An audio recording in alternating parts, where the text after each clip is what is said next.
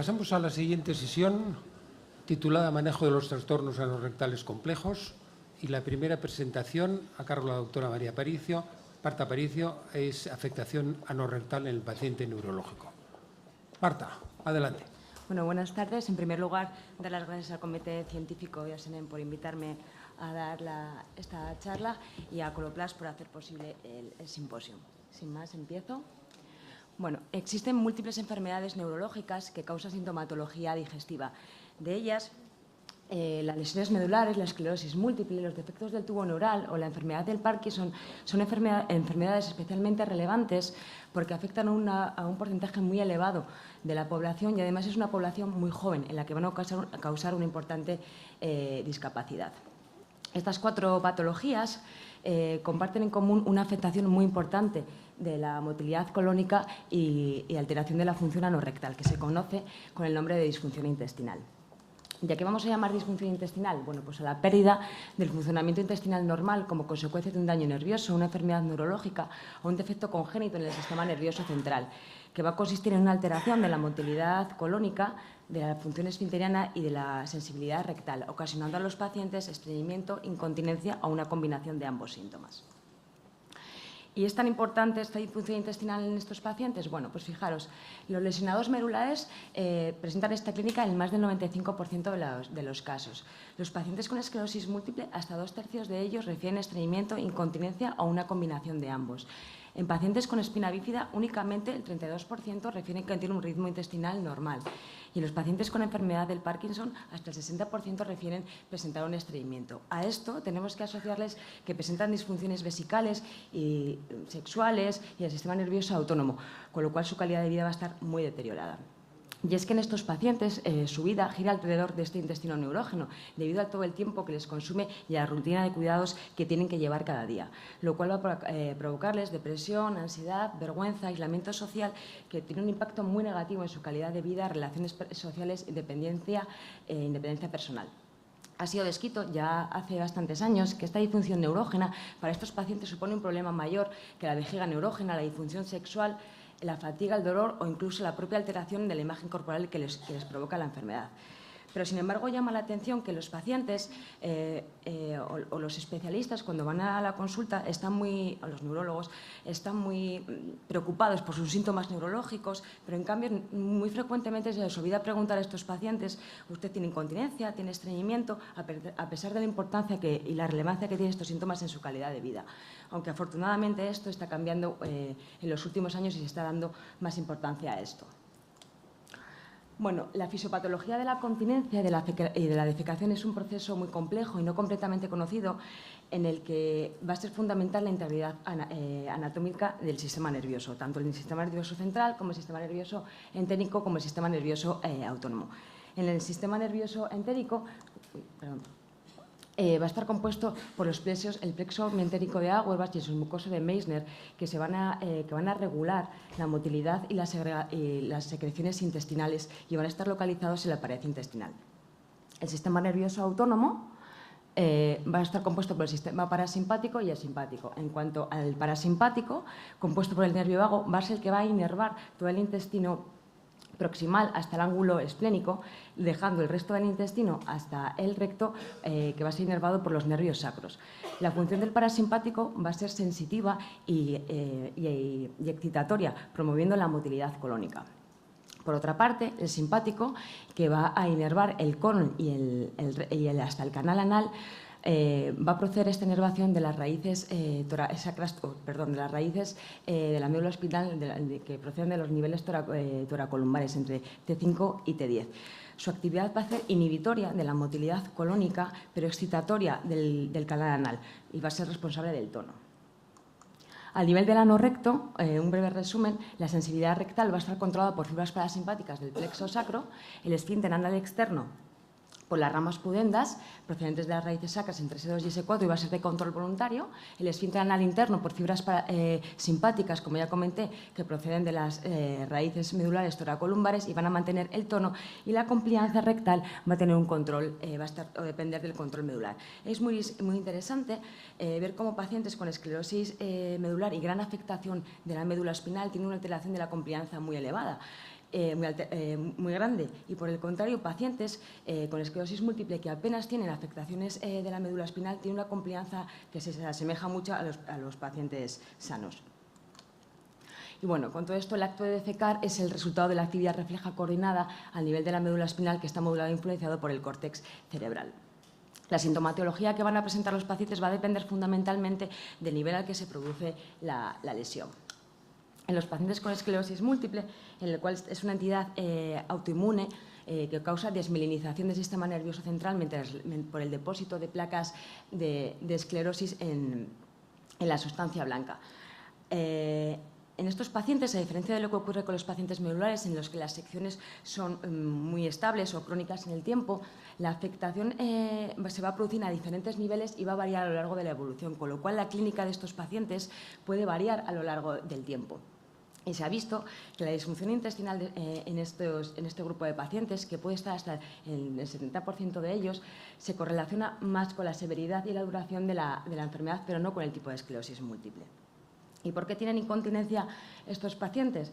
Bueno, por un lado, tienen alteraciones en la sensibilidad, en la sensibilidad rectal, tienen hiposensibilidad, alteraciones en el tono del esfínter, es un esfínter débil, alteraciones en el reflejo rectonal inhibitorio, en la complianza rectal y alteraciones en fases muy avanzadas se produce una atrofia del lóbulo frontal, que en muchas ocasiones les va a producir una alteración en la capacidad voluntaria de retención.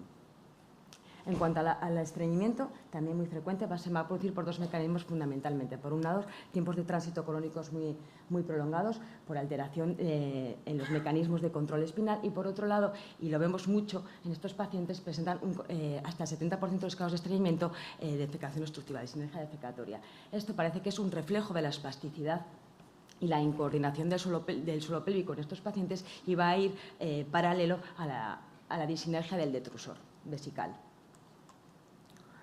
En los pacientes con espina bífida, bueno, pues la sintomatología va a depender del lugar donde se localice la lesión y clínicamente va a ser muy similar a los lesionados medulares. No voy a entrar porque luego la doctora Vallés hablará de esto. Simplemente pues decir que estos pacientes, hasta el 68%, van a tener sintomatología. De ellos casi el 60% incontinencia, y esto el 40% va a presentar va a precisar de estimulaciones digitales. Y un dato a destacar es que estos pacientes, en un elevado porcentaje, también van a presentar hidrocefalia, que se asocia con déficits intelectuales, con lo cual va a empeorar aún más toda esta sintomatología. La enfermedad de Parkinson, que es la segunda causa de enfermedades neurodegenerativas que causa mayor discapacidad. Parece que esta patología se produce o las manifestaciones intestinales de esta patología se producen por la acumulación de los cuerpos de Lewy en el sistema nervioso entérico, así como por la pérdida de neuronas dopaminérgicas en los plexos entéricos. Esto va a producir, por un lado, tiempos de tránsito colónico muy prolongados. Se ha visto que tiene incluso hasta 2 veces un tiempo más alargado que en pacientes sin estreñimiento, pacientes normales, y por otro lado, se ve una elevada tasa de disinergia defecatoria en estos pacientes, que incluso va a ser más frecuente, más prevalente que los tiempos de tránsito colónico prolongados, y está en relación con la distonía del músculo estriado y de manera focal del esfínter anal externo. A esto hay que añadirles que muchos de estos pacientes toman fármacos anticolinérgicos para el temblor y la espasticidad, que también van a contribuir al estreñimiento.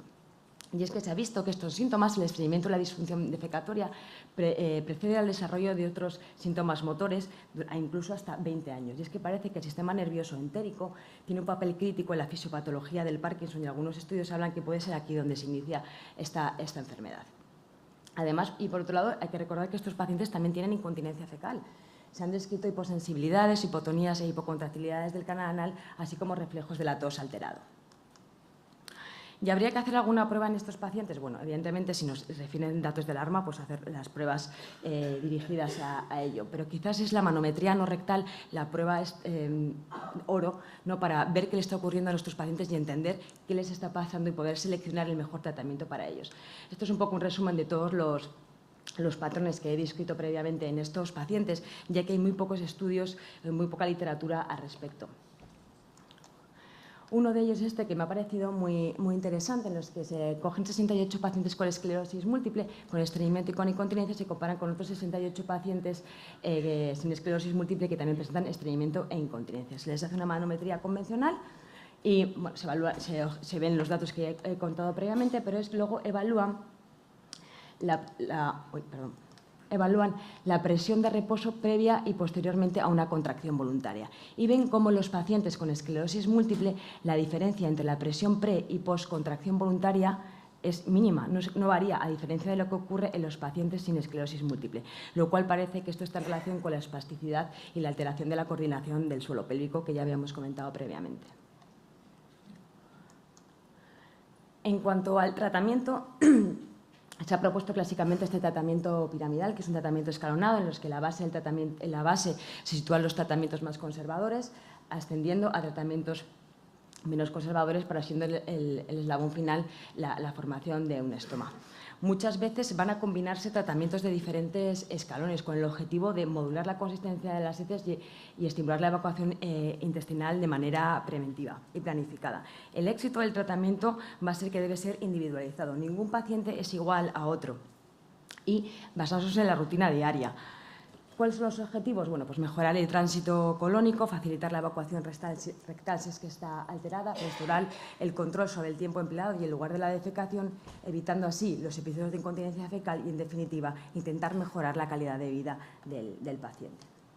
Sin embargo, tenemos que tener en cuenta dos aspectos. En primer lugar, los tratamientos que vamos a ofrecer a estos pacientes se basan en resultados obtenidos generalmente en lesionados medulares y no específicamente en pacientes con enfermedades neurológicas. Y en segundo lugar, muchos de los tratamientos que vamos a ofrecer a estos pacientes tienen una evidencia científica limitada. Son tratamientos experimentales y no van a estar disponibles en la mayor parte de los centros. El primer escalón, como en todas las enfermedades, sería el cambio y la modificación en el estilo de vida, en los que no voy a entrar, el masaje abdominal, que parece que es útil en estos pacientes, y en los fármacos. Todos los guías o revisiones, bueno, recomiendan los agentes osmóticos como primera opción, pero son especialmente de interés por su mecanismo de acción, la prucaloprida. Si bien no hay estudios en estos pacientes que hayan objetivado los efectos de este fármaco. Muy interesante también la clotida, y no nos debemos olvidar de los análogos, de los antagonistas de los receptores periféricos MU de los opioides, ya que muchos de estos pacientes van a tomar opioides que van a favorecer los síntomas que ya presentan estos pacientes de base. En el segundo escalón son medidas que van encaminadas a facilitar la evacuación. Muy interesante la estimulación digital anorrectal, de la que luego hablará la doctora Vallés más en profundidad, pero se puede usar en pacientes con enfermedad de Parkinson o niños pacientes con espina bífida, muy poco utilizada en pacientes con esclerosis múltiple. Estos pacientes prefieren usar enemas, supositorios, y recientemente pues ha salido al mercado este dispositivo, que son mini enemas, que con muy buenos resultados para facilitar el vaciamiento de la ampolla rectal en estos pacientes. Por otro lado, los obturadores anales, no nos olvidemos que también pueden ser una buena opción en estos pacientes, sobre todo en aquellos que tienen pequeños escapes pasivos. El biofeedback. Bueno, incluiría en este escalón, estaría indicado en pacientes con baja discapacidad y alta motivación. Sin embargo, los estudios en estos pacientes son muy escasos. Lo poco que he publicado parece que pacientes con esclerosis múltiple pueden mejorar entre 1/3 y 2/3 de los pacientes. En pacientes con espina bífida menos del 50%, y en pacientes con Parkinson podríamos ofrecérselo a aquellos pacientes en fases iniciales que no tienen mucha discapacidad, pero sí tienen esa maniobra defecatoria alterada, tienen una disnergia defecatoria, porque se ha visto que también mejora. Cuando todo falla, pues, ¿qué les podemos ofrecer? Pues unas irrigaciones transanales. Estas irrigaciones son irrigaciones de gran volumen que van a poner el paciente a través de esa sonda que veis aquí, tras el inflado del balón, y con la ayuda de una bomba se meten volúmenes en el colon que van entre 400 y 1 litro. Con esto lo que vamos a conseguir es la limpieza del colon desde el ángulo esplénico hasta el recto, evitando así que el paciente tenga escapes. El mecanismo de acción de este tratamiento es doble. Por un lado, la insuflación del contenido intestinal va a aumentar la presión de las paredes del colon, favoreciendo la motilidad, y la insuflación del balón va a desencadenar un reflejo rectal inhibitorio muy intenso que va a favorecer al deshincharlo la salida de agua y el material fecal. La evidencia científica de este tratamiento es de la mayor que hay en este tipo de pacientes. Ya se valoró su eficacia en pacientes con lesiones medulares y se ha visto que también en pacientes con esclerosis múltiple y espina bífida mejora, así como otras enfermedades de intestino urógeno, mejora la calidad de vida. Y es que el uso continuado de este dispositivo permite restablecer el control de la función intestinal y en pacientes controlar cuándo y dónde tiene que tener lugar la defecación. Sin embargo, a pesar de esta buena tasa de respuesta, hay una elevada tasa de abandono, en relación fundamentalmente con falta de respuesta, insatisfacción del paciente, problemas en la práctica como van a ser fugas con el agua irrigada, explosión del balón o pequeños efectos adversos, ya que las grandes complicaciones, como puede ser la perforación intestinal, son prácticamente anecdóticas. Se han propuesto algunos pacientes que serían como los mejores candidatos, pero a mi juicio la clave de que no abandonen los pacientes es hacer un adecuado entrenamiento y un seguimiento que debe hacerlo la enfermería entrenada y lo hace fenomenal. Esta es la experiencia que tenemos en nuestro centro. A día de hoy tenemos 29 pacientes con irrigación, hemos puesto 29 irrigaciones desde el año 2000. Si os fijáis, la mayor parte de los pacientes son pacientes con esclerosis múltiple, seguidos de lesionados medulares y otras enfermedades neurológicas. Tenemos pequeños problemas que están en relación con técnicos o efectos adversos y un abandono únicamente de 4 pacientes. Y si os fijáis, es una mejoría subjetiva por parte de los pacientes. En una encuesta, el 70% de los pacientes mejoró considerablemente su sintomatología, el 70%, perdón. Aquí no me voy a entrar, es un algoritmo de lo que hacemos el manejo de estos pacientes en la consulta, enfermería y médicos.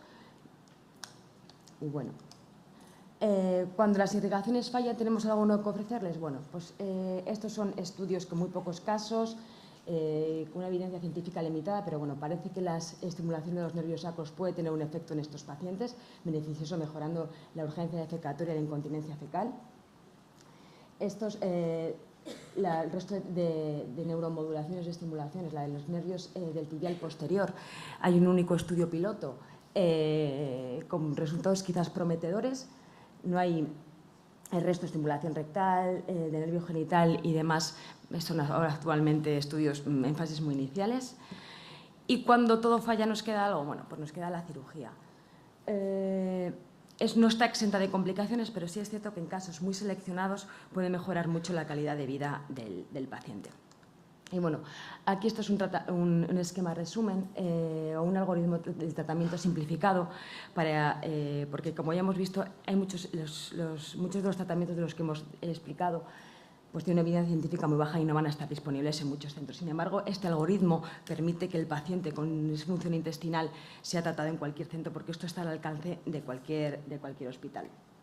Y siempre y cuando tengamos disponibles el resto de tratamientos, pues ofrecérselos sabiendo que pues, la evidencia científica es limitada. Y bueno, para concluir, simplemente decir que es importante preguntar al paciente acerca de las manifestaciones intestinales, anorrectales y de las enfermedades neurológicas, dada su elevada relevancia en la práctica clínica, que la elevada disfunción vesical que asocian estos pacientes a la disfunción defecatoria obliga a un abordaje multidisciplinar de los pacientes. Es necesaria la creación de protocolos, como hay en algunos hospitales y unidades de referencia para manejar estos pacientes, que el tratamiento siempre debe ser individualizado en función de la enfermedad y la sintomatología del paciente, que el objetivo del tratamiento va a ir encaminado a evitar episodios de incontinencia fecal, mejorar el tránsito colónico, facilitar la evacuación y tener un control sobre el dónde y cuándo quiero realizar esa evacuación, con el fin último siempre de mejorar la calidad de vida del paciente. Hay que tener en cuenta que los tratamientos que tenemos tienen una escasa evidencia científica. De ellos, las irrigaciones transanales son los que mejor evidencia científica tienen y tenemos que ofrecerles siempre cuando las medidas conservadoras han fallado. Y, por supuesto, bueno, se necesitan más estudios en este tipo de pacientes para optimizar el tratamiento e intentar mejorar la calidad de vida de estos pacientes. Y esto sería.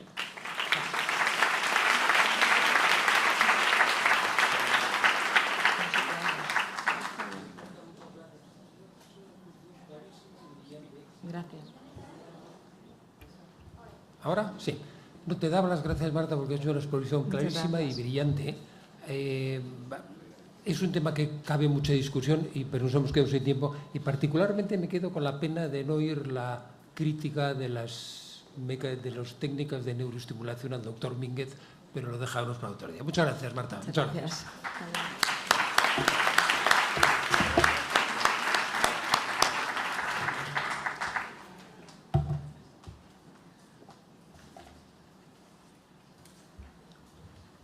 La siguiente presentación, a cargo del doctor Marinello, se titula Afectación anorrectal en pacientes quirúrgicos. Franco, adelante. Muchas gracias por la invitación al comité y de estar aquí. Yo soy cirujano, no soy digestólogo y trabajo en el Hospital Vall-d'Hebron aquí en Barcelona y bueno, vamos a hablar un poco de las disfunciones intestinales posteriores a la cirugía. Estas son mis disclosures. Como ya sabemos, cualquier cirugía sobre el aparato intestinal, ¿sí? Sobre todo a nivel colónico, va a traer de la mano una serie de factores o de alteraciones funcionales en otros pacientes. Y mientras más distal sean esas intervenciones, muchísimo más frecuentes van a ser o más importantes van a ser en la calidad de vida estas disfunciones para nuestros pacientes. De todas estas, con la que voy a hablar más hoy es el síndrome de resección anterior de recto, que muchos profesionales, muchos digestólogos también se los pueden encontrar en la consulta y actualmente es un hot topic en la cirugía colorectal debido al gran avance que hay en la supervivencia de estos pacientes. Como comentaba previamente, sí, la cirugía del cáncer de recto ha evolucionado en las últimas décadas de forma radical. Los nuevos tratamientos modal y multimodales oncológicos, la radioterapia, la quimio, las nuevas técnicas quirúrgicas, la cirugía robótica, ha hecho un aumento de esfínteres que se han salvado, ¿sí? Ya no se amputa tanto la gente, cada vez vamos más abajo y hacemos anastomosis muchísimo más distales. Pero esto también ha traído muchísimos más problemas funcionales en nuestros pacientes que ahora estamos intentando resolver. Entonces, ¿qué es el LARS o el síndrome de resección anterior de recto? Pues básicamente es todas las disfunciones intestinales que proceden después de una resección rectal y que alteran o detrimentan la calidad de vida del paciente. Parece una definición, ¿no?, bastante clara, pero es bastante vaga al final, porque no estamos hablando de qué tipo de disfunción ni estamos hablando de qué tipo de alteración en la calidad de vida. Hace unos años se publicó un consenso que se hizo un Delphi entre cirujanos, personal de enfermería y pacientes a nivel internacional, en el cual se diagnosticaron o se pusieron sobre la mesa los 8 síntomas más importantes que padecían los pacientes posterior a una resección rectal y las 8 consecuencias más importantes, ¿sí? Entonces, actualmente el diagnóstico de un síndrome de resección anterior es que los pacientes presenten uno de estos síntomas asociado a una de estas consecuencias en nuestra consulta.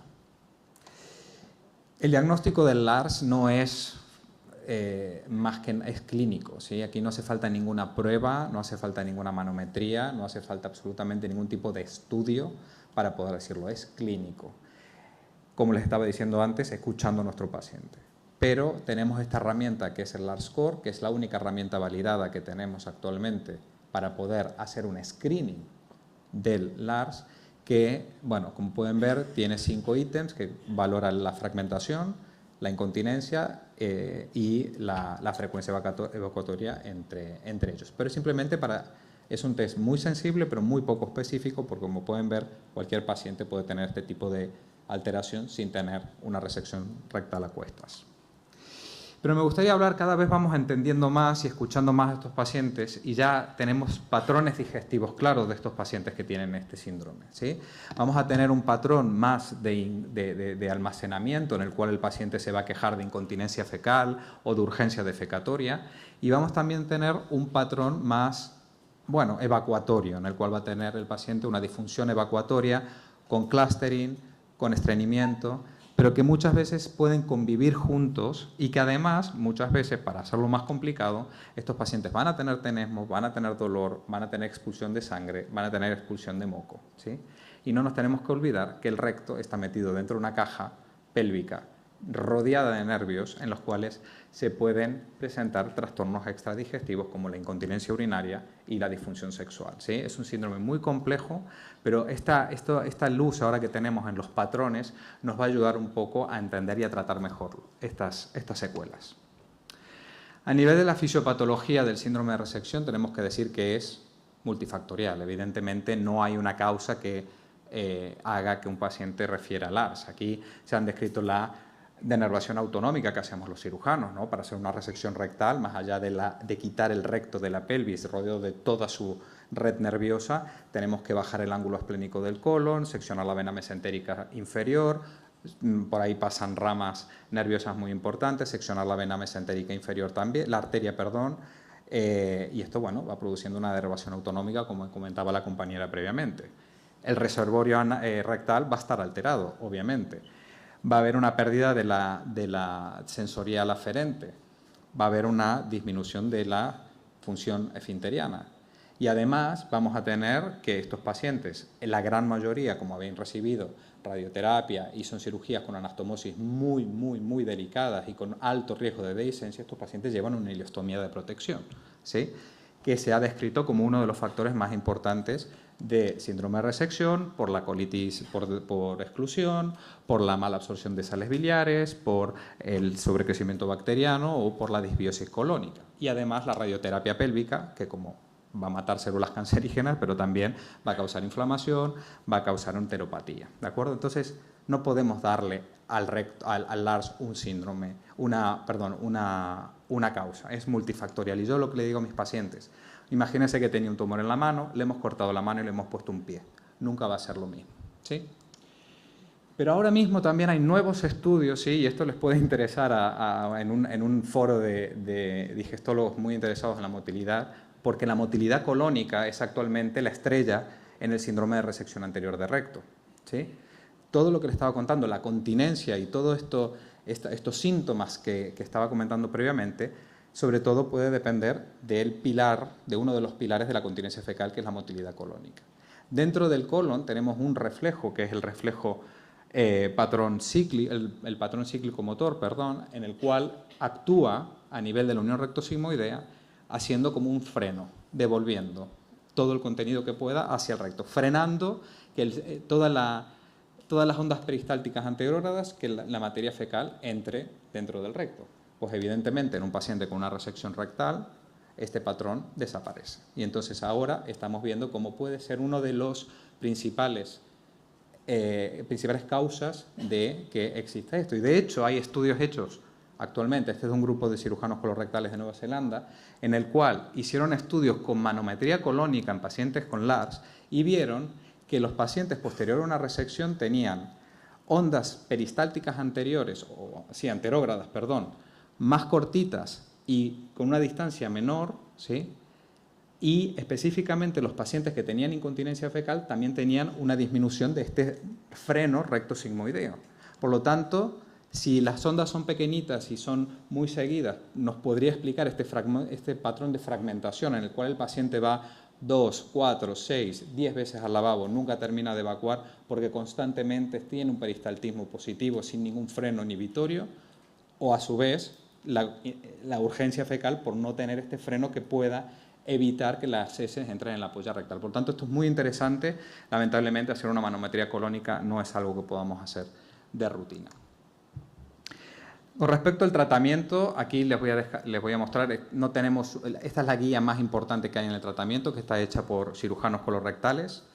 Evidentemente es una pirámide invertida, a lo que acaba de comentar mi compañera, pero los tratamientos son exactamente los mismos, porque es lo único que tenemos disponible, ¿sí? Y lo pone desde la parte más alta de los tratamientos básicos hasta el estoma, que es como la punta de la pirámide, ¿sí? Y a su vez, desde un punto de vista pedagógico, muy bien, se dividen en profiláctico, conservador o invasivo, de primera, segunda o tercera línea. Vamos a desarrollar un poquito, por suerte ya mi compañera hizo un gran avance. Evidentemente, una de las cosas más importantes cuando hablamos de profilaxis en síndrome de resección, esto depende del cirujano, ¿sí? Depende del cirujano porque tenemos que informar a los pacientes de que una resección rectal lleva de la mano una disfunción intestinal, ¿sí? Y esto ya en análisis cualitativos estamos viendo de que es muy importante porque los pacientes tan preocupados por el cáncer, que evidentemente lo están, ¿sí? Porque a veces están tan preocupados, no dimensionan las posteriores secuelas que puede tener esto. Y este es nuestro trabajo, que tenemos que reforzarlos y indicarles que su vida no va a ser la misma después de la intervención. Como maneras profilácticas desde un punto de vista más quirúrgico, ¿sí? La ileostomía y la radiación son las únicas que de momento podemos cambiar. A nivel de la ileostomía podemos hacer un cierre precoz, que esto ya se ha demostrado que es una manera segura. Una vez que revisamos, tanto por endoscopia, por TAC, esa anastomosis no tiene ningún signo de dehiscencia, ya podríamos cerrar esa ileostomía de protección, evitando potencialmente, ¿no?, este sobrecrecimiento bacteriano, la disbiosis y todas las potenciales secuelas que trae un colon desfuncionalizado.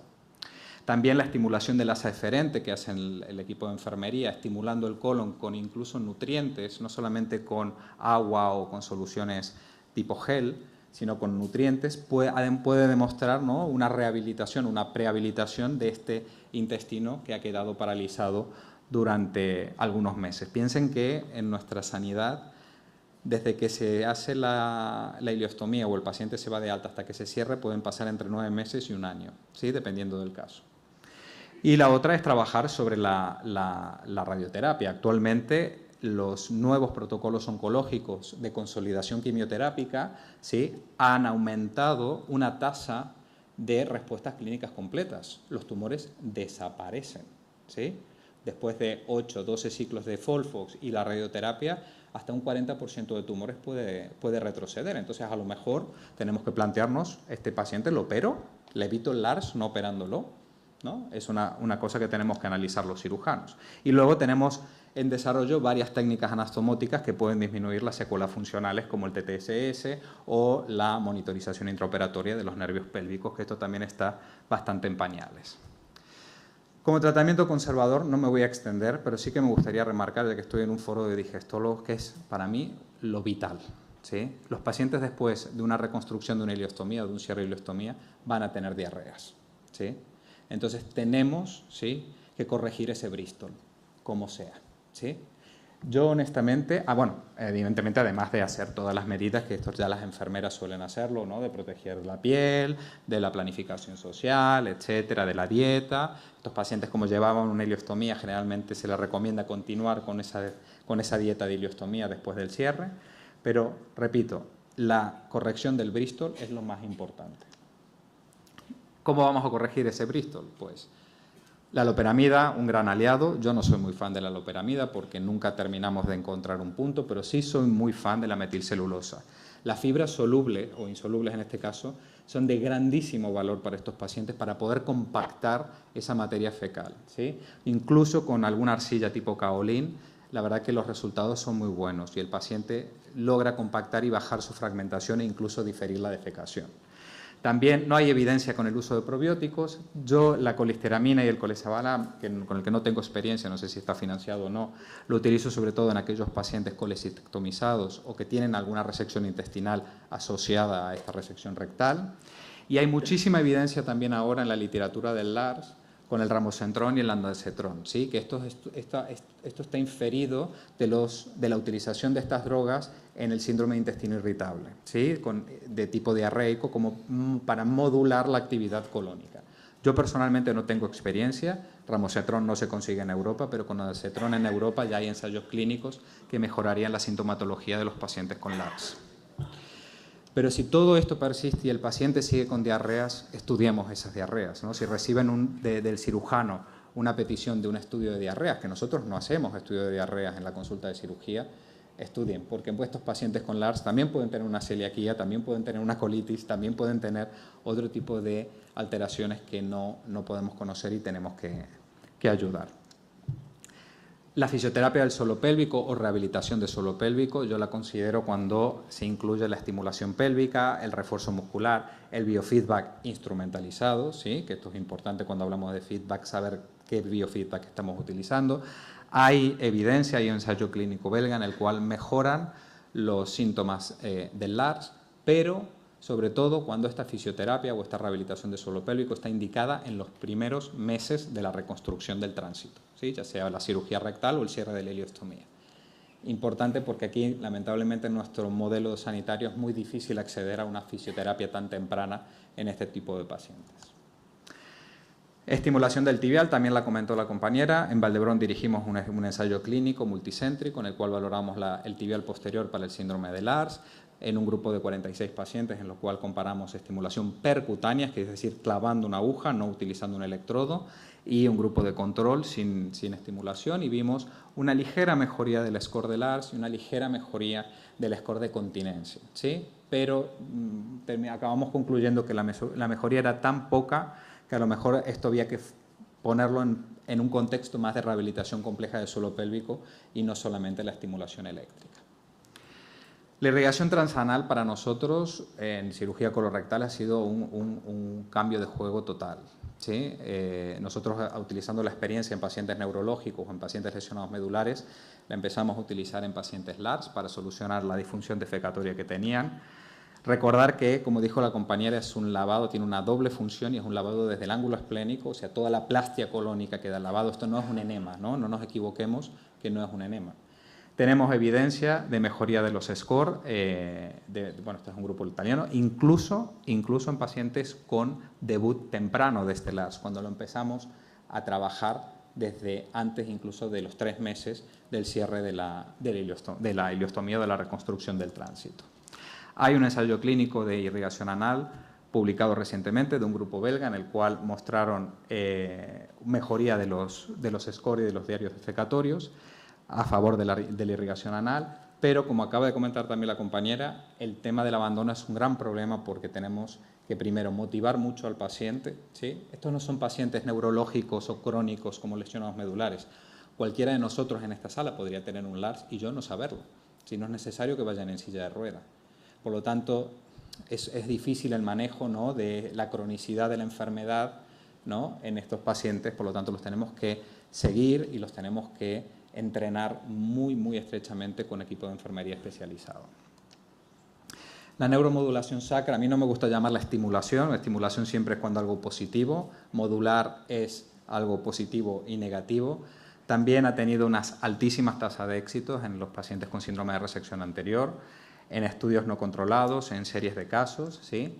Actuaría, no sabemos bien cómo actúa la neuromodulación sacra, ¿sí? Es un cable, bueno, supongo que más o menos saben cómo es la técnica, es un electrodo tetrapolar que se pone en la raíz generalmente en S3, el cual estimula por esos nervios o modula esos nervios, generando diferentes tipos de respuestas, tanto a nivel medular como a nivel cerebral, o sea, no es solamente el efecto periférico.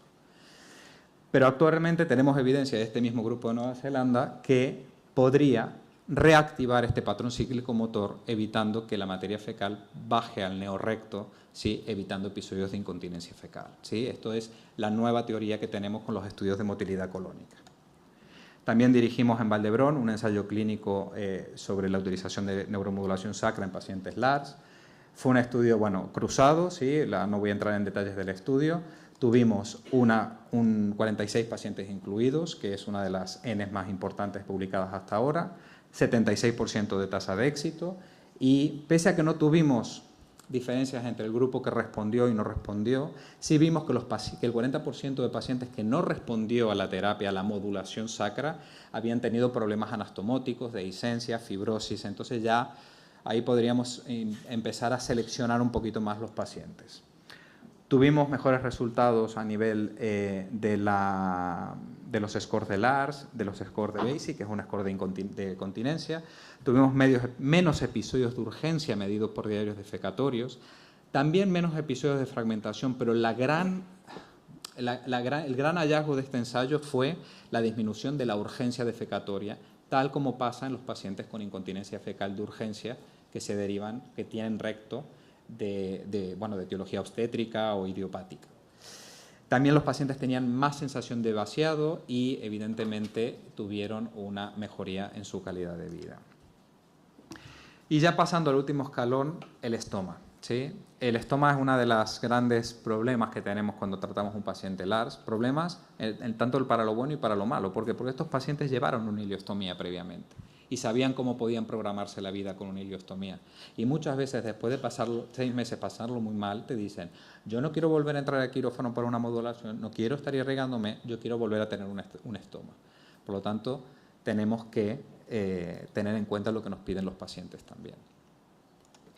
Aquí quería comentarles como último tratamiento, que yo creo que es también un potencial enfoque, que es la utilización del Botox colónico, ¿sí?, como tratamiento de la incontinencia fecal secundaria a la resección rectal. Como les estaba comentando, todo va tirando hacia la alteración colónica que tienen estos pacientes, ¿sí? Y tiene sentido que en algunos pacientes que puedan tener una hipermotilidad colónica secundaria al daño nervioso que les he comentado, la utilización de Botox puede ser una de las herramientas que ayuden. Ya veremos qué es lo que pasa. Este es un estudio que no fue un estudio en sí, sino que fue una carta al editor que publicaron en BGS, recientemente un grupo francés de Anne-Marie Leroy, que es una persona dedicadísima totalmente a los trastornos de disfunción intestinal, y vieron una ligera mejoría en el score de Wexner o de Cleveland Clinic, que es el mismo, con alguna mejoría en la calidad de vida. Honestamente, estos no creo que sean resultados para decir esto es la panacea, pero esto tampoco es un estudio clínico bien hecho. No está estandarizado, no dicen dónde pusieron el Botox, si lo pusieron solamente en el recto, en el neorrecto, más proximal en la plastia. No sabemos bien dónde ni qué cantidad de Botox se tiene que poner, pero podríamos plantearlo para alguno de estos patrones de LARS, ¿no? Como por ejemplo de hipermotilidad o de urgencia defecatoria, ¿sí? Necesitamos más evidencia, que supongo que la están trabajando.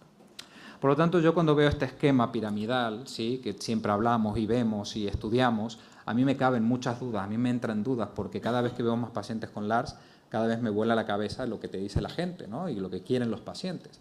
Yo creo que evidentemente tenemos que realmente pensar si lo podemos prevenir al LARS. Yo creo que esto es una cosa que estamos en los foros de cirugía intentando dilucidar. Estoy preguntando bien a los pacientes, les estoy preguntando, ¿sí? ¿Alguno de ustedes recibe algún paciente LARS en una consulta de digestólogo? Porque hay muchos cirujanos que todavía, lamentablemente, no se hacen cargo de estos problemas. Yo a este año, cirujanos de este país me han preguntado, ¿qué es esto del LARS? Porque yo no tengo LARS en mis consultas. Claro que no tienes LARS si no preguntas a los pacientes. Muchos sitios todavía el operador, ¿no? El cirujano, ¿no? ¿Cómo le voy a decir que no puedo salir de mi casa si me ha quitado el cáncer? Oye, a lo mejor se los deriva a ustedes, se los deriva al digestólogo, ¿no?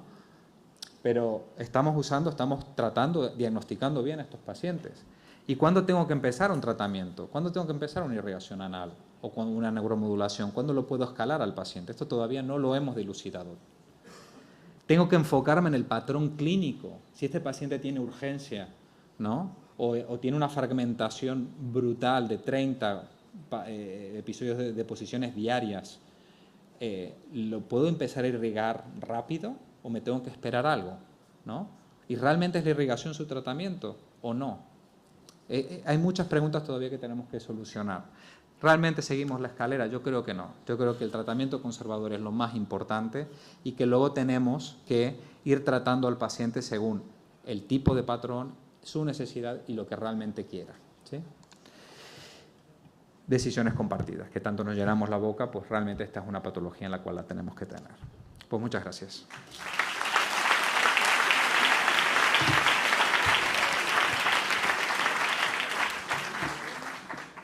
Franco, muchas gracias. Ha hecho una magnífica presentación. Ha sido perfectamente ponderada, cosa que muchas veces echa de menos en este tema. Solo un comentario con respecto a la colesterolemia. Mi experiencia es bastante buena y otra vez me quedo con las ganas de oírle a Miguel Mínguez comentar la neuroestimulación. Muchas gracias. Una sola cosa. La resina colesterolemia a mí me va muy bien también. El problema es que no la toleran bien los pacientes. La suelen dejar porque no es tan buena. No tengo experiencia en este nuevo grupo, el Coleslavan o algún otro, que no sé si lo cubre la Seguridad Social, pero sí que va bien. Muchas gracias, Franco. Pasamos a la siguiente presentación, que la va a dar la doctora Margarita Vallés, titulada Tratamiento rehabilitador de la patología anorrectal compleja. Margarita, adelante. Hola, primero de todo, dar las gracias a la organización y al doctor Jordi Serra por haberme invitado. Comentaros, yo no soy ni digestóloga ni cirujana, soy especialista en medicina física y rehabilitación y trabajo en el Instituto Guttmann. Lo que pasa que a lo largo de mis años de vida profesional me he dedicado al intestino neurógeno que presentan estos pacientes. La charla se titula Tratamiento rehabilitador de la patología anorrectal compleja.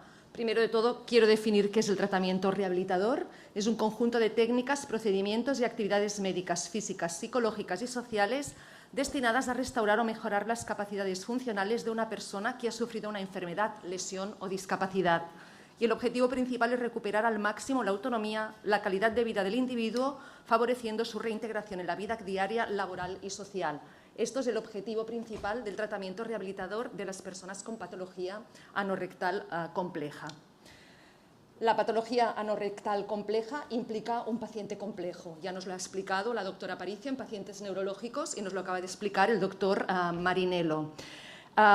Este tratamiento de patología anorrectal compleja va a depender mucho de la patología, ¿no?, que tiene el paciente y también del propio paciente. Yo me voy a centrar, por mi conocimiento y experiencia, que es lo que os puedo transmitir más, pues que en el paciente con lesión medular. El paciente con lesión medular, estoy segura que el paciente típico que todos imaginamos con silla de ruedas, cuando llega a una consulta de digestología, si llega, os asusta, estoy segura. Es un paciente que va con silla de ruedas y además tiene muchísimos problemas que ya ha enumerado la doctora Aparicio: la falta de movilidad, de sensibilidad, la disfunción urinaria, la disfunción sexual, la disfunción del sistema nervioso autónomo, esa dependencia de silla de ruedas.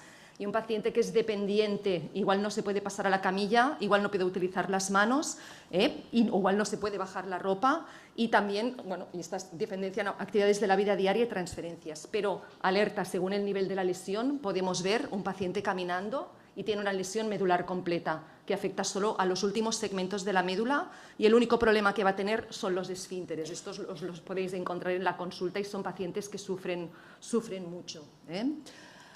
Un poco la fisiopatología, sencillamente lo que ocurre es que hay una alteración en el control neural de la continencia y defecación, que nos ha explicado ese control cuál es la doctora Aparicio. Vamos a tener no solo la afectación de la inervación sensitiva y motora del suelo pélvico, sino que también una afectación del parasimpático sacro y del sistema nervioso simpático, dependiendo del nivel neurológico de la lesión, y vamos a tener el nervio vago, el parasimpático craneal indemne, nace a nivel del tronco, no de la médula, y el sistema nervioso entérico también indemne, pero sin el influjo de ese parasimpático sacro y del sistema nervioso simpático. ¿Qué pasa? Esta alteración del control neural de la continencia y defecación va a provocar una serie de mecanismos fisiopatológicos que van a producir los síntomas que tiene prácticamente cualquier paciente neurológico, como nos han comentado en la charla anterior: el estreñimiento y la incontinencia, y habitualmente coexisten. Yo al lesionado medular lo defino como un paciente con estreñimiento, un paciente estreñido con riesgo de incontinencia. El estreñimiento es lo más importante para ellos. Ahora bien, si tienen incontinencia es devastador también. ¿Qué tenemos? La alteración de la sensibilidad anorrectal. Vemos que algunos de estos mecanismos nos afectan, nos pueden provocar estos dos síntomas: la alteración del control voluntario del esfínter anal externo, la ausencia de reflejos espinales de continencia, como el recto anal excitatorio o el reflejo de la tos, o una hiperactividad del reflejo de la tos, muy importante también esta alteración.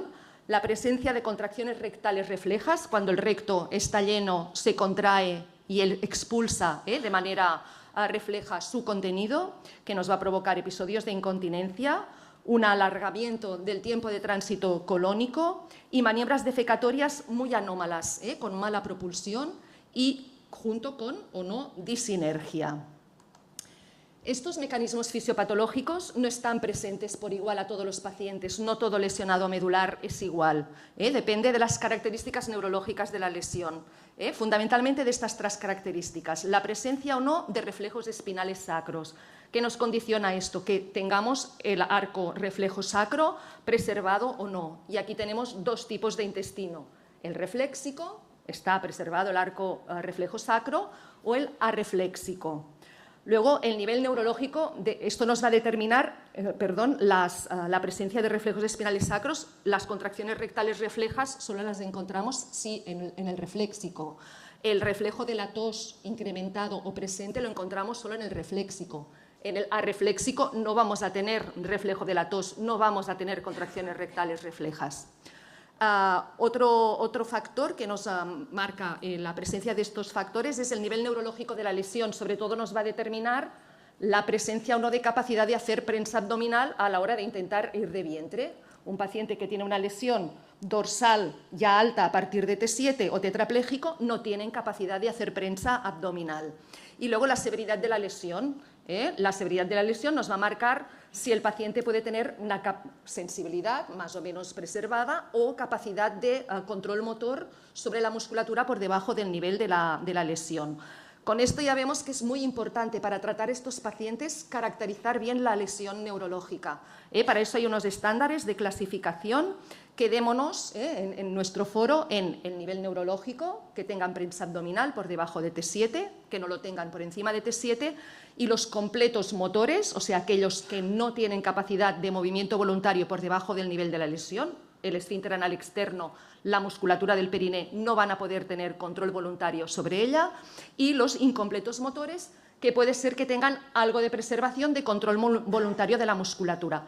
Pero el esfínter anal externo y la musculatura del periné, no siempre. Un incompleto motor puede tener una ausencia de contracción voluntaria del esfínter anal externo. Esta tabla no voy a profundizar porque me podría pasar 1 hora o 2 horas. Es un poco un resumen de estos mecanismos fisiopatológicos en función de las características de la lesión. Solo remarcar en los pacientes completos motores, sabiendo las características de la lesión, nivel de la lesión y si tienen un intestino refléxico o arrefléxico, yo puedo predecir, sé lo que le está ocurriendo fisiopatológicamente. En cambio, en los pacientes incompletos motores es mucho más variable. Como ya vemos y os he comentado, algunos no tienen control voluntario del esfínter, incluso pueden tener la sensibilidad anorrectal abolida, muchos tienen maniobras defecatorias alteradas, podemos tener también contracciones rectales reflejas o tiempo de tránsito colónico alargado.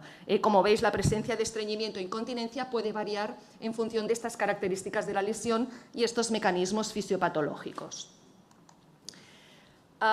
Muy importante entonces evaluar bien a estos pacientes para poderlos tratar bien. Esto lo paso rápido, pero bueno, lo que os he dicho, caracterizar la lesión neurológica. Seguro que para un digestólogo no va a ser fácil, nos tienen que venir diagnosticados y diagnosticar a veces en algunos pacientes si el intestino es refléxico o arrefléxico no siempre es fácil tampoco, incluso para nosotros. La valoración de su nivel funcional, y muy importante, porque estos pacientes igual, ya lo ha dicho la doctora Aparicio, se tienen que aplicar un supositorio, pero no pueden coger un supositorio que en la mano, o se tienen que digitar y no se pueden realizar una digitación, o no pueden pasarse solos al baño y no pueden, y tienen que evacuar en cama con ayuda de una persona, o necesitan un baño adaptado, y esto en un tratamiento rehabilitador lo tenemos que valorar, y las terapeutas ocupacionales, los trabajadores sociales tienen que aportar toda la ayuda posible para que el paciente pueda tener esta ayuda o este baño adaptado. Y la valoración clínica, no voy a entrar en ello y utilizar escalas que nos puedan ayudar para caracterizar bien los síntomas que presentan. Muy importante el diario intestinal, que nos ayuda mucho a controlar cómo va el paciente después de aplicar algún tratamiento, y esa escala, el Neurogenic Bowel Dysfunction Score, que es la única que tenemos específica para estos pacientes. Y en cuanto a exploraciones complementarias, actualmente no se realizan siempre en estos pacientes, seguro que si van a una consulta de digestología y de motilidad probablemente, pero en las unidades de lesión medular raramente se hacen. Nosotros hacemos manometría anorrectal en pacientes con lesión medular motora incompleta, los motores completos ya os he explicado que ya sabemos qué es lo que les pasa, y el tiempo de tránsito colónico también lo podemos determinar, pero actualmente tampoco no tenemos, no sabemos qué hacer según el resultado, o al menos no hemos aprendido aún a aprovechar el resultado de esta prueba. Igual nos podréis ayudar en ello. Y entramos ya un poco en el tratamiento, ¿vale? El tratamiento, hay algunas cosas que ya han nombrado el doctor Marinello y la doctora Aparicio. Yo me voy a centrar en lo que es un poco diferente o que creo que os puedo aportar nuestro punto de vista. Como ya han dicho, no hay una evidencia científica del tratamiento, y yo ya llevo años dedicada al intestino neurógeno y me siento mal repitiendo esto, ¿no? Digo, pues haberla hecho yo, ¿no? Pero es muy difícil también poder desarrollar o tener evidencia en estos pacientes. Entonces, el tratamiento se basa mucho en la experiencia y en el ensayo-error, ¿vale? Ahora bien, vamos a intentarlo hacer racional. ¿Qué queremos? Queremos que el paciente se reintegre a su vida. Entonces, ¿qué queremos? Que no se le escapen las heces. Pero también queremos que tenga una evacuación completa, regular, predictible y en un tiempo razonable. El tiempo que tienen que dedicar a la evacuación estos pacientes puede ser 2, 3 horas en algunos pacientes, y ellos no cada día, pero cada 2 días, cada 3 días dedican esto a tener que evacuar. Y luego prevenir complicaciones, las inherentes a esta clínica, impactaciones fecales, patología anorrectal o a la larga megacolons o megarrectos. ¿Qué vamos a hacer? La famosa pirámide. El doctor Marinello era invertida, la doctora Aparicio pues ya la ha explicado, ¿no? La más clásica. Esta es una pirámide más moderna, que a mí me gusta más, que un poco hay estos 3 niveles y esos tratamientos experimentales y opcionales, ¿vale? Me voy a centrar un poquitín en cada nivel, pero en lo que sea diferente un poquitín a lo que hemos explicado hasta ahora. Vamos al primer nivel, ¿vale? Para mí el primer nivel, bajo mi punto de vista, es fundamental para el paciente. Con un primer nivel no bien hecho o mal hecho, el paciente no va a funcionar nada más de lo que le podamos ofrecer, ¿eh? Ni biofeedbacks, ni irrigaciones, nada, tenemos que hacerlo bien. Vale, ¿qué vamos a hacer? ¿No? Vamos a elaborar un plan de tratamiento para controlar la función intestinal. Esto requiere dedicación y paciencia, y las enfermeras tienen un papel muy importante en esto. ¿Qué incluye? Las recomendaciones generales, la rutina importantísima. Son pacientes con una alteración de sensibilidad, ellos no notan las ganas de ir de vientre, pues nos tenemos que adelantar. Yo les digo, hay que adelantarse a las heces. Tú tienes que adelantarte a las heces, no las heces tienen que dominarte a ti, es lo que les digo. Pues una rutina a la misma hora, con la misma frecuencia. Vamos a aconsejarles aporte de fibra, aporte de líquidos, teniendo en cuenta que a veces necesitan restricción por el manejo de la vejiga, ese paciente complejo. Y también les recomendamos actividad física dentro de sus posibilidades y de sus apetencias. La prescripción de laxantes, vía oral y vía rectal. Y el otro aspecto es el método de evacuación, aquello que van a hacer en el momento que hayan elegido, esa frecuencia y esa rutina que han elegido, pues que se van a aplicar para provocar la evacuación, para decir, ahora soy yo que quiero que se hagan las heces, no van a salir cuando ellas quieran. Estos tenemos la estimulación química mediante supositorio, los métodos mecánicos, la digitación. Yo en muchos foros de digestología a veces he visto, ¿no?, que en pacientes con estreñimiento el objetivo es que no se digite. Aquí o se digitan o no van de vientre. Con la digitación tenemos la estimulación mecánica, que el paciente lo que se provoca es un reflejo recto anal inhibitorio, una abertura de ano. Igual también con esa distensión de recto se podría provocar alguna contracción rectal refleja, solo en los pacientes refléxicos, ¿eh? Y la evacuación manual, el retiro de las heces. Y luego la maniobra defecatoria, que tal como os he dicho, tienen maniobras con mala propulsión, con disinergia, con lo cual los pacientes no tienen que insistir en hacer maniobras defecatorias. Si tú les preguntas, se pueden pasar en el baño apretando, apretando, y les digo, es que no, es que a usted lo que le ocurre que va apretando y se le cierra el ano. Y además se les cierra de una manera se les puede cerrar de una manera muy importante. Estos métodos que son, digo, a ver, 4 tonterías, 4 cositas, no las tenemos que aplicar igual a todos los pacientes, ¿eh? Lo que decíamos, tenemos que caracterizar bien al paciente. Por ejemplo, la estimulación química lo que hace es hacer un estímulo químico en la pared del recto y provocar contracciones rectales reflejas. Si tenemos un intestino arrefléxico, no le va a funcionar. Si es un intestino refléxico, sí. La estimulación mecánica, como hemos dicho, el sistema nervioso entérico está preservado en estos pacientes, todos se van a poder provocar ese reflejo recto anal inhibitorio. Si además tiene un intestino arrefléxico, tal vez también se ayuda a provocar esas contracciones rectales reflejas que le van a ayudar a expulsar las heces que haya en el recto. Y la evacuación manual, todos los pacientes se la pueden realizar, pero sobre todo los arrefléxicos son los que la utilizan más. La maniobra defecatoria, y la hemos dicho, mejor no utilizarla. Los arrefléxicos no hacen esa disinergia, pero muchas veces no les es suficiente y necesitan esa digitación. La frecuencia también es importante. En estos arrefléxicos, que no tienen ese reflejo de la tos, no tienen algunos mecanismos de continencia, a la que tengan heces en el recto y haga alguna presión intraabdominal, se les van a escapar las heces, ¿eh? Con lo cual ellos se tienen que digitar 1 o más veces al día si es necesario. Tenemos que evitar que tengan heces en el recto. Los pacientes con intestino refléxico, pues cada 48 horas puede ser suficiente, y yo les dejo cada 72. Les digo como mínimo 3 veces a la semana que vaya de vientre. Hay pacientes que a veces están 4 o 5 días y no van.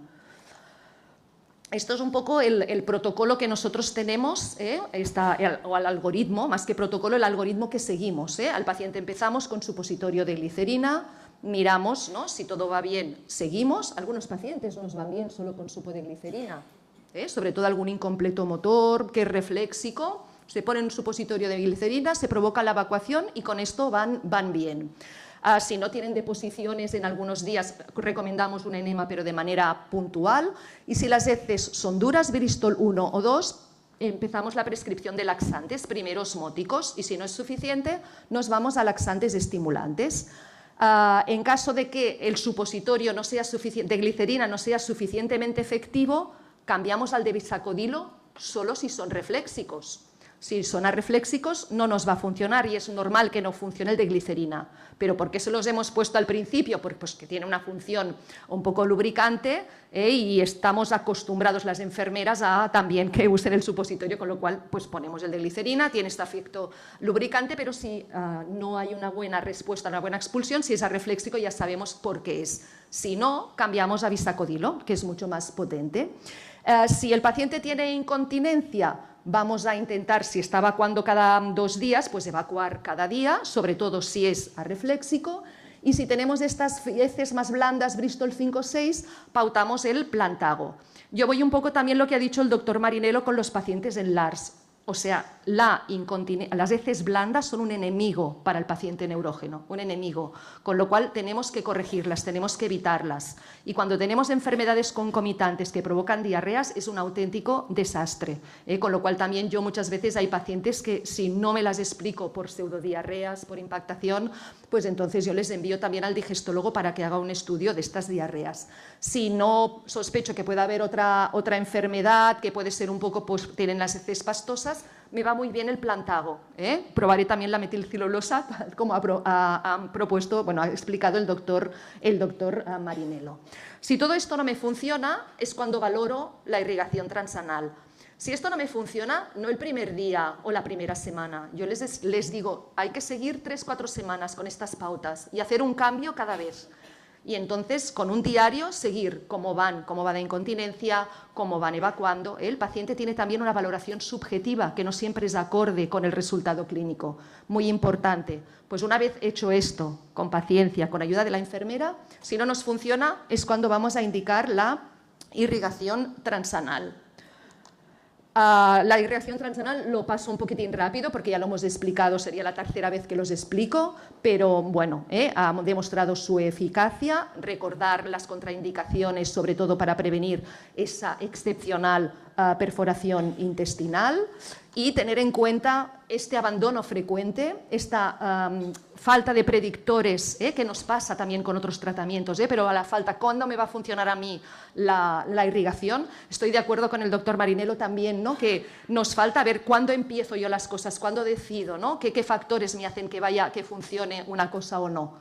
Con refléxico y refléxico tenemos alguna pista, pero en otras cosas no. Y sobre todo la importancia del entrenamiento, supervisión y monitorización del resultado por parte de personal especializado, fundamentalmente las enfermeras especializadas en la irrigación. Aquí en Cataluña tenemos un problema añadido que es el coste económico para el paciente. Ahora hemos conseguido que se le devuelva lo que es el aparato, pero las sondas se las tienen que pagar y tienen que adelantar el dinero, con lo cual esto también es un problema. El problema con el lesionado medular no es un paciente que le sobre el dinero, más bien lo necesita. Y bueno, tener en cuenta de todas maneras que es el único tratamiento mínimamente invasivo previo a opciones quirúrgicas. Ahora bien, el paciente igual se irriga, pero sigue necesitando el supositorio, sigue necesitando la rutina y sigue necesitando igual el aporte de laxantes. Volvemos, ese tratamiento básico importantísimo que esté bien hecho para que todo funcione lo mejor posible. La colostomía tampoco me entretengo, estamos ya al último nivel de esta pirámide, solo comentar que al menos en nuestro medio prácticamente no la indicamos nunca. No porque no haya pacientes que igual se podrían beneficiar, sino porque no tenemos la costumbre y yo creo que también los pacientes no la aceptan muy bien. En otros entornos, por ejemplo en Estados Unidos se indica mucho, en algunas unidades de lesión medular de Europa también se indica, incluso hay algunas unidades que le piden al paciente, le preguntan al principio ya en la fase aguda de la lesión si prefieren una colostomía. Nos vamos también a lo que ha dicho el doctor Marinello, ¿no? ¿Qué quiere el paciente? ¿No? Esa decisión compartida también de un poco, a ver, ahora tienes este intestino neurógeno, puede pasar esto, tenemos esto y hay esta opción, y se le escoge pues si puede haber esta opción. Lo que pasa que también tener en cuenta de que no está exenta de complicaciones, pero bueno, tiene unos beneficios. Yo de entrada sería una opción pues para pacientes que realmente no van bien, pacientes crónicos que han hecho su megacolon, megarrecto y que pues en la pauta habitual la irrigación no les acaba de funcionar.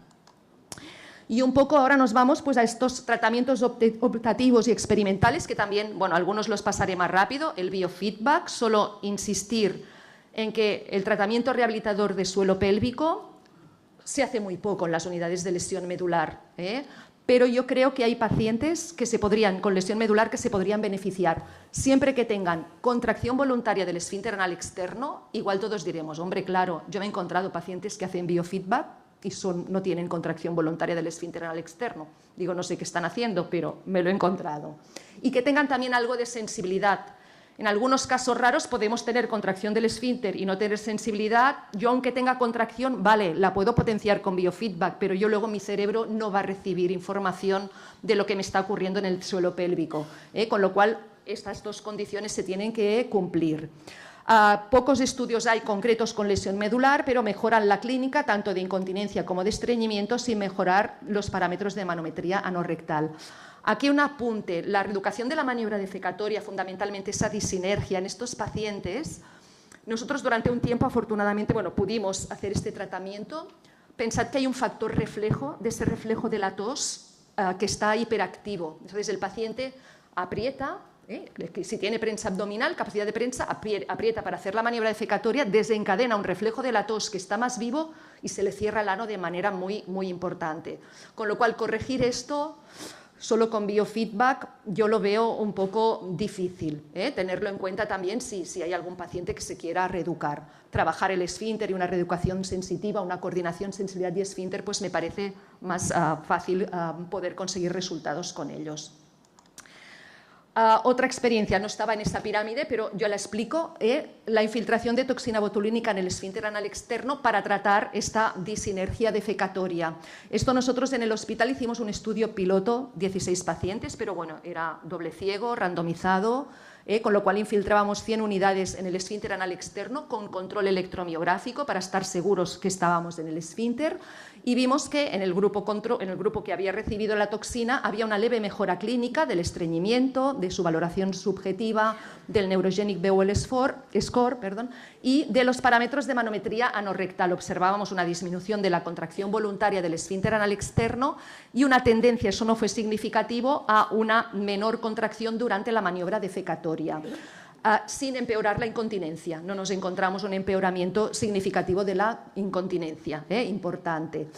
Estos resultados los consideramos suficientemente leves como para implementar este tratamiento, con lo cual no estamos haciendo. Pero yo siempre me pregunto, igual este tratamiento, llegando también al pubo rectal, yo creo que el músculo pubo rectal tiene mucho que ver con la disinergia en estos pacientes y con esta técnica, necesitaríamos una técnica con control ecográfico para llegar al pubo rectal y luego una rehabilitación de suelo pélvico, igual podríamos tener mejores resultados en estos pacientes. Y nos vamos a lo que es neuroestimulación, neuromodulación. Aquí voy a pasar rápido, solo voy a hablar de esta técnica y otras que son específicas un poco para lesión medular. Y tenemos Perdona, intenta cortar un poco. Sí, muy rápido, muy rápido. El estimulador de raíces sacras anteriores, esto no lo confundamos con la neuromodulación sacra. Esto es una indicación exclusivamente urológica, pero al afectar a las raíces que también las raíces que nos inervan todo lo que es la vejiga y el intestino, pues nos va a afectar a la función intestinal, que nos mejora. Nos mejora porque adquiere factores de hiporrefléxicos. El estimulador de nervios sacros y la estimulación del nervio tibial posterior, ya lo ha explicado el doctor Marinello, en la primera opción hay estudios con limitaciones en lesionados medulares, puede ser una opción, pero no está del todo establecido en estos pacientes. El resto de neuroestimulación tampoco no hay estudios. Y por último, y ya es la última diapositiva, doctor Azpiroz, la medular epidural o transcutánea, que ahora está se utiliza de manera experimental para mejorar la marcha de estos pacientes. También están saliendo estudios que demuestran que hay una mejora en la función intestinal, con lo cual pues tenemos este aspecto de la neuroestimulación, de la neuromodulación, que nos puede dar posibles opciones terapéuticas futuras. Y con esto acabo.